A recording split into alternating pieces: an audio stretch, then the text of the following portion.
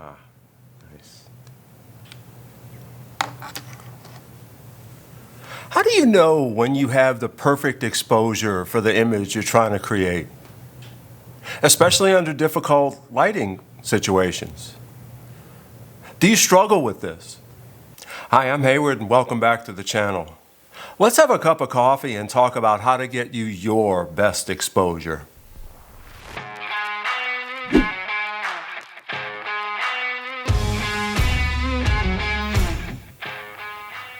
What is correct exposure for you? Is it when the subject of your photo looks exactly the way you want it to look? Or is it when the histogram on the back of the camera is, textbook quote, balanced the way it's supposed to be? Are they the same thing? Do they have to be the same thing?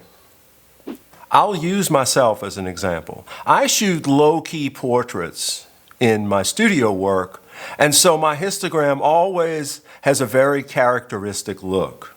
Let's have a look at the histogram of one of my studio portraits. If you look at this histogram, I call my histograms hockey sticks because they always look this way in my studio work. You'll see that it's heavily weighted to the left, and analytically, you may think, this is underexposed. But that's clearly not the case when you look at the image. So the first point I want to make is that the histogram is a tool, not an art critic, right? It is a way to objectively or technically measure some characteristics of your image. It is not a judge of how your image looks, or is the image even the way you want it to look. It doesn't know what you're trying to do. That's your job, that's your vision. That's why automation will never replace the artist in you. Automation will give you tools you never dreamed of, but it can't have that vision that you see when you shoot a photograph. Let's look at an example of another image. This one's going to be fun. Looking at the histogram, it looks like we have way too many highs and way too many lows. Well, yeah, we do, because the entire goal of the image was a super contrasty black and white photograph. It, by definition, has to have poles on both ends, right? I pretty much wanted to get rid of gray tones and make this a very contrasty, gritty image. Not my usual style, but I step out and the client wanted some real traditional gritty looking black and white. So I can do that. It's fun.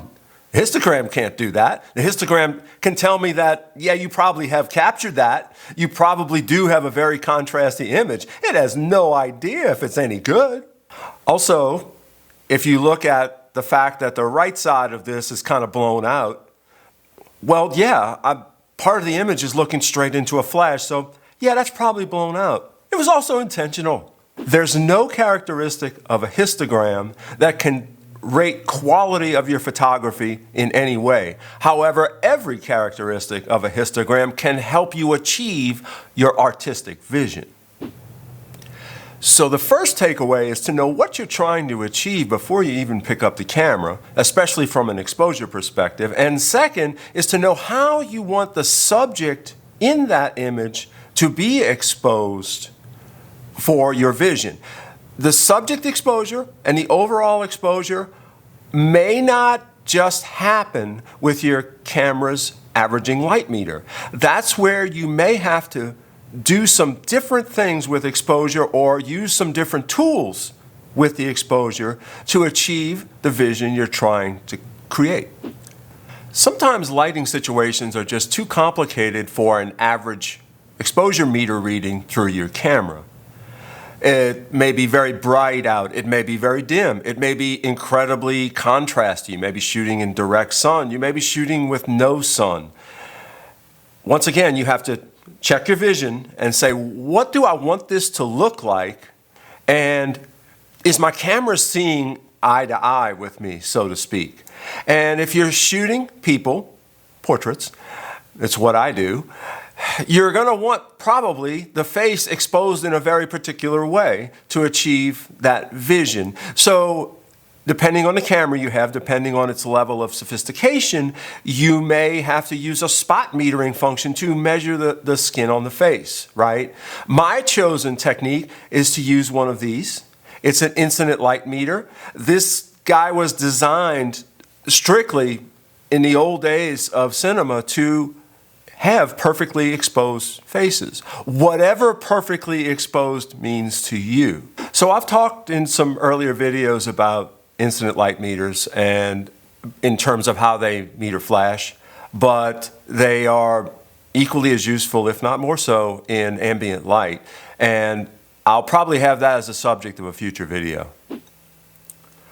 So another thing to consider, and I strongly, strongly recommend, in any lighting situation, but especially in lighting situations that may challenge your camera's range, shoot in RAW.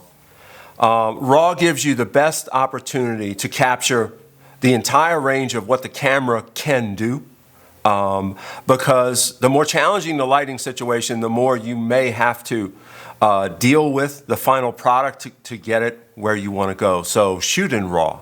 So are there any technical constraints or characteristics of perfect exposure? Well, there are technical characteristics of your perfect exposure. Does it capture the range that you want? Does it have the look you want? Is it technically rendered well?